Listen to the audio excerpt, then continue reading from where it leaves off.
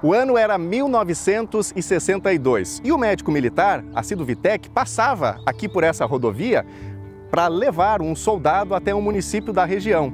E ao passar por aqui, ele percebeu que havia 70 hectares de terra à venda. Ao buscar informações, disseram para ele que era loucura comprar essa área, uma área degradada por queimadas e também pela criação de gado. Vamos ver o resultado? Ele comprou a área. Veja o que aconteceu mais de 60 anos depois. Me acompanhe.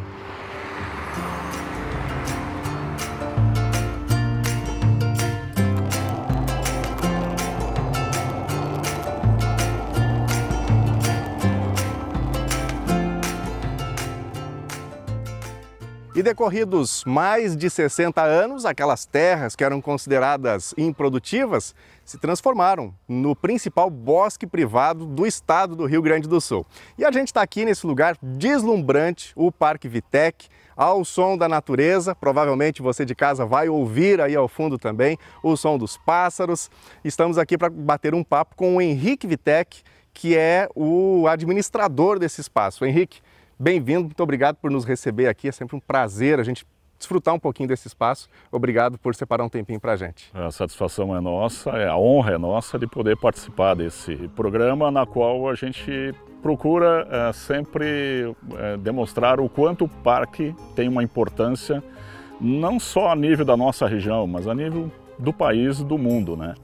E a gente percebe, Henrique, que vocês estão sempre ampliando aqui, o parque sempre tem novidades, você mesmo menciona que o ideal é que as pessoas viessem aqui pelo menos 4 vezes no ano, porque as estações são muito bem marcadas aqui no Parque Vitek. Mas além disso, eu quero te perguntar sobre ampliação do parque, porque eu lembro de uma entrevista sua em 2015, você falava em 2.300 exemplares, né, aqui no parque, e eu acredito que tenha muito mais do que isso.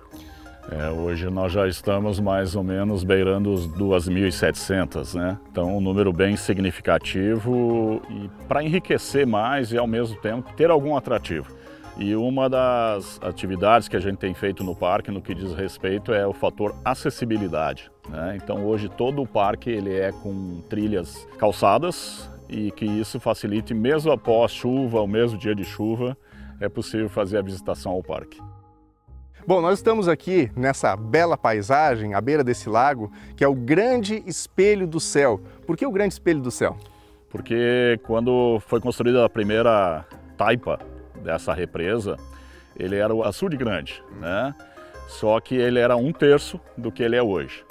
Então, quando o meu pai, há 27 anos atrás, começou a fazer toda a arborização em torno, o lago não estava pronto ainda. Mas ele já imaginava que ele chegaria nesse patamar que ele está hoje, né? Então, o lago se tornou diferente. Então, ele teria que ser, a palavra grande, ela teria que entrar no meio da história. E tem dias que a água está tão parada que ela forma um grande espelho. E segundo uma filosofia oriental, os espelhos d'água é uma maneira de trazer o céu para a terra, né? Então, aqui a gente entra muito com princípios de filosofias orientais. Se tu for analisar depois os nossos caminhos, eles são sinuosos. E a sinuosidade ela entra dentro de um princípio, de uma ideia que diz o seguinte: em linha reta o mal prevalece, em linha curva o mal se perde, o bem prevalece. Então ele é contemplativo. Ele é uma forma de diminuir a correria do dia a dia e contemplar as belezas que tem ao seu redor.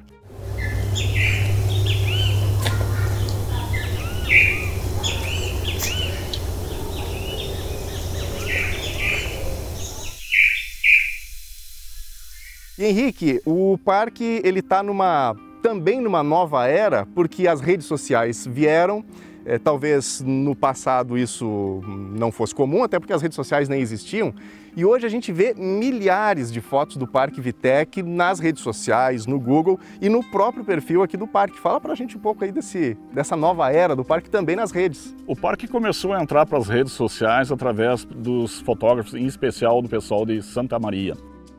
E com isso começaram aos poucos a divulgar o parque, começaram a postar, né, marcar o parque. E até então nós não tínhamos o perfil do parque, não tinha como Parque Vitek, Instagram, @parquevitek, né?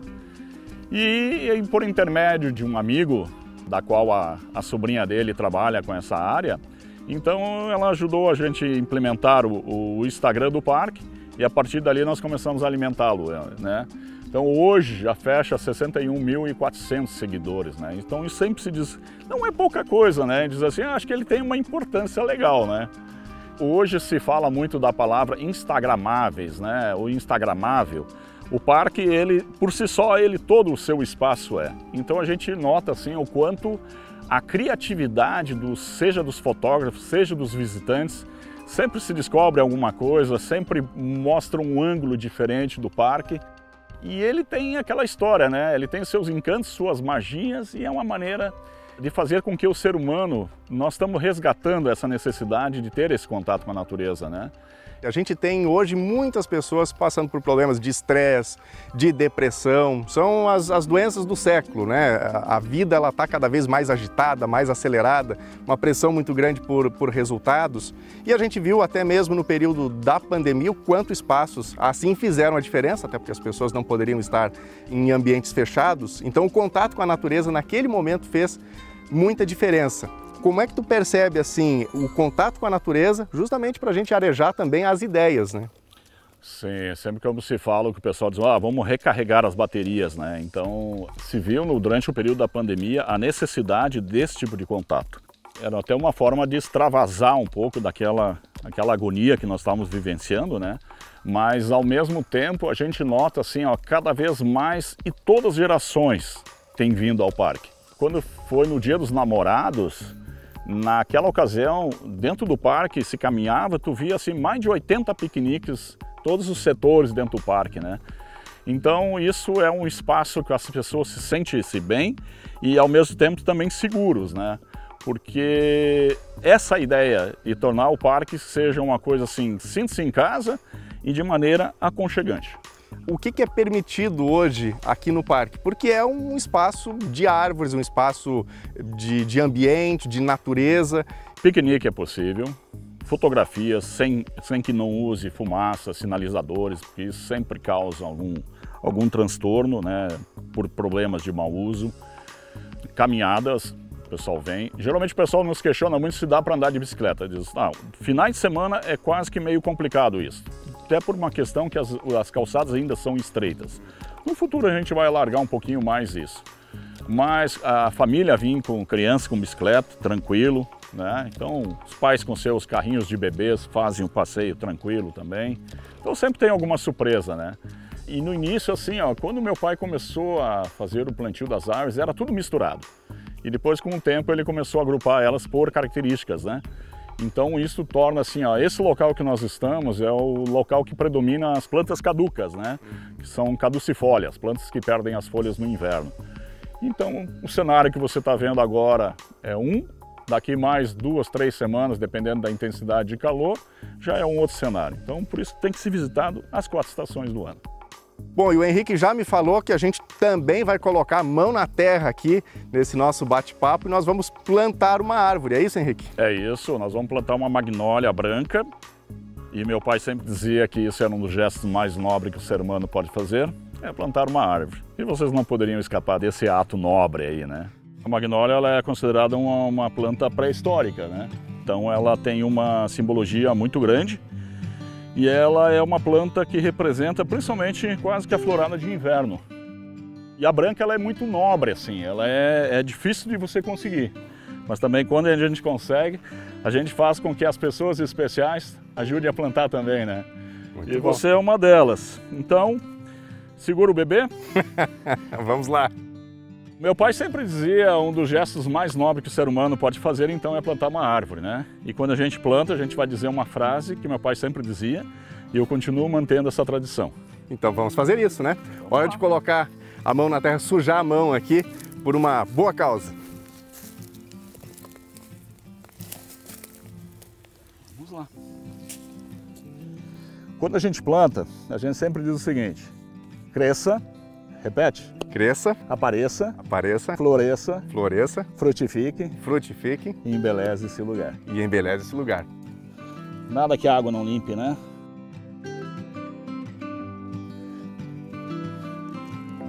A água tá boa, né? E tem história, mais uma história para contar nessa aqui, então. E agora a gente precisa retornar aqui para ver os próximos capítulos, né? Para ver como está se desenvolvendo a Magnólia Branca. Com certeza. Valeu, Henrique. Satisfação.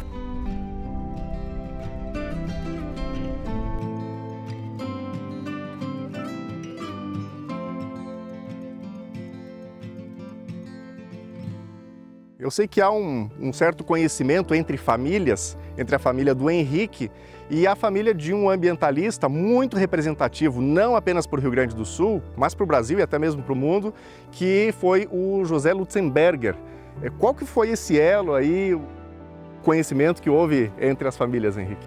Primeiramente, eu conheci o Lutzenberger por intermédio de um dos meus irmãos, né, que é agrônomo, e ele fazia parte, quando foi feita a criação da Estação Ecológica do Taim, e meu irmão participava da AGAPAN, né, que era um órgão que fazia muito essa parte de proteção ambiental. E meu pai também esteve visitando ele lá. Porém, o Lutzenberger nunca acabou visitando aqui, mas em troca, a família dele, já esteve visitando o parque também, né? Então, para nós, isso é uma honra de pessoas que têm um bem comum, né, no que diz respeito à proteção do meio ambiente, mas ao mesmo tempo também de alavancar ideias de que possa ser feito isso na prática, né? Certa feita, um visitante no parque, ele definiu o parque da seguinte maneira: o Parque Vitec é uma tradução de plantar o bem. Para visitar o Parque Vitec, não é necessário agendar. O horário de atendimento, sábado, domingo e feriados, é das 9 da manhã até 5h30 da tarde. Durante a semana, das 8 da manhã até 5h30 da tarde. Os valores de entrada em 2023 variam entre R$ 5 e R$ 20, conforme a faixa etária. Ensaios fotográficos custam R$ 80 durante a semana.